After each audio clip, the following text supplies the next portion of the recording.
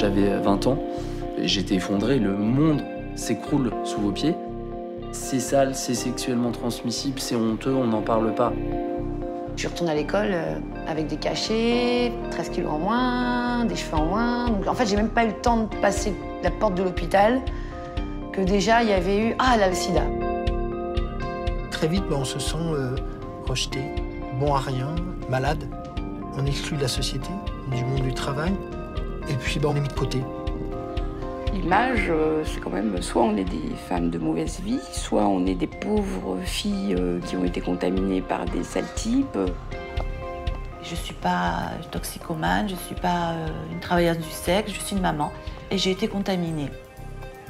On est encore obligé de se cacher, c'est la sale maladie.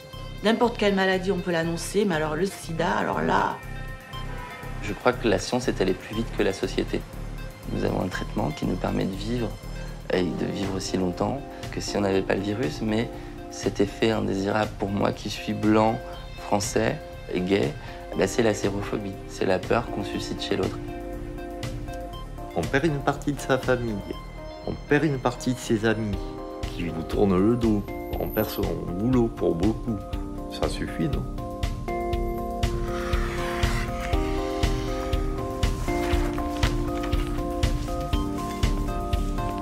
Un jour, il s'est glissé dans leur corps. Il est entré dans leur vie pour ne plus jamais en partir. Cet intrus, c'est le VIH, le virus responsable du sida. Un virus assassin qui a fait près de 50 000 victimes en France. Aujourd'hui, dans notre pays, on ne meurt plus du sida. Un comprimé par jour suffit à garder le virus sous contrôle. Mais ceux qui ont survécu aux années noires ont le corps usé, abîmé.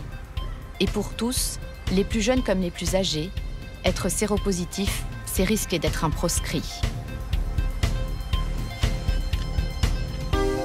Comment les porteurs du VIH sont-ils accueillis par leurs familles et leurs amis, traités par leurs soignants, jugés par leurs collègues, leurs employeurs, leurs banquiers? Certains évitent les séropositifs, les isolent, les rejettent. Le VIH est aussi le virus de la discrimination. Voici l'histoire de ces hommes et de ces femmes, ces malades invisibles, mis au banc de notre société.